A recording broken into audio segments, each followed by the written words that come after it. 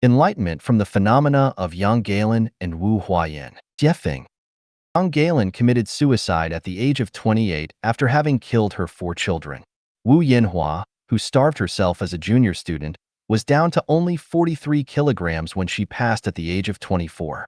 The death of Yang Gailan and Wu Huayan is a common social phenomenon. Yet these two events were simultaneously extreme and yet typical. In fact, plenty of similar phenomena exist, though we rarely hear of them. Reading the books without words is to read everything, including people, society, and phenomena, so as to gain enlightenment from them. It is the original work without artificial processing from which you can derive the most authentic information and enlightenment of an opening spiritual sense. From their roots, these kinds of tragedies have their own internal causal logic, which can be said to be under fate's control. I do not want to explain this here, lest I appear to lack humanity and sympathy, so today I will simply analyze the external logic of her tragedy.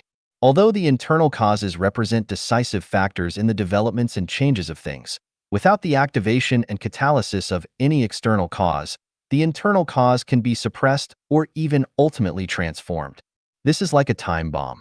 As long as it is not detonated, it will not explode and can be defused slowly. So, what is the culprit that led to the tragedies of Yang Gailan and Wu Huayan?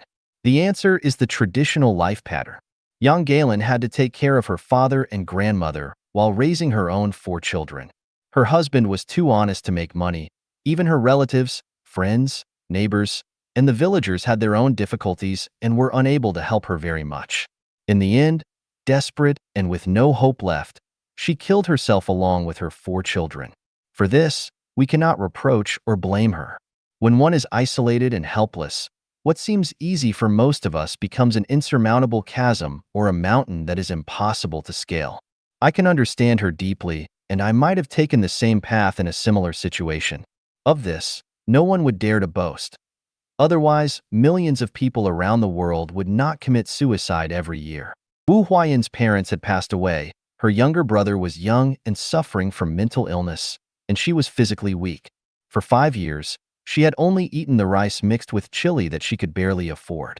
At 24 years old, her body was devastated from poverty. Most who encounter such predicaments would simply collapse. Now let us suppose that if Yang and Wu had lived in the new oasis for life created by Life Genuine, this kind of tragedy would never have happened. In traditional families, once the most important breadwinner gets sick or passes away, the family falls upon hard times. Relatives, friends, neighbors, and villagers will only offer slight comfort and give breadcrumbs at most, but they cannot solve their fundamental problem. If such a situation were to occur in the new oasis for life, support for the old, the children's education, and the expenses of everyone's illnesses would be borne by the home so that anyone could get through the difficulties easily without despairing. The working people in China always place their expectations for better lives on wise emperors or clean and efficient governments. This is wrong thinking. For thousands of years and even into the modern era, tragedies are still happening. Therefore, instead of depending on others and on society, and instead of condemning and blaming the indifferent people and the government, it is better to leave the sea of hardship to avoid tragedies. Anyone can take this road easily, that is, by not marrying, but by incorporating themselves into another mode of production and life in the new oasis for life created by Life Genuine.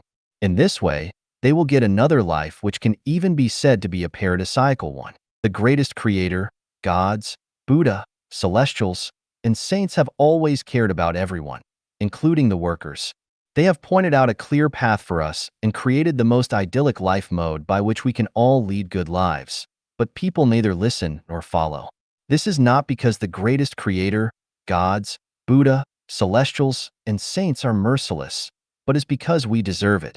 We blame neither them nor society or others. If we want to blame anyone, then we must blame ourselves. We all have our own selfish calculations, and our selfishness decides everything.